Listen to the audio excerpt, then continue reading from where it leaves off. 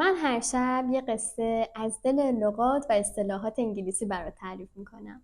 قصه امشب در رابطه با اصطلاح بریک دی آیس هستش که شاید خیلی شنیدیش اما ریشه‌شو نمیدونی. یه زمانی وقتی سفرها با کشتی انجام میشد، زمستونا رودخونه‌ها و دریاها یخ میبست و کشتی‌ها گیر میکردن.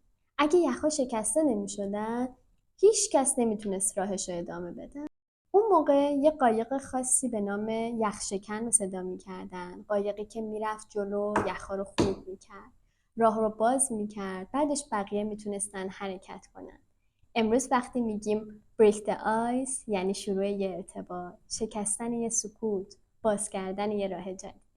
پس دفعه بعد که خواستی یخ رابطه رو بشکنی، بدون که داری قدم بزرگ رو برمیداری. دوست داری داستان اصطلاحات دیگر رو هم بشنوی؟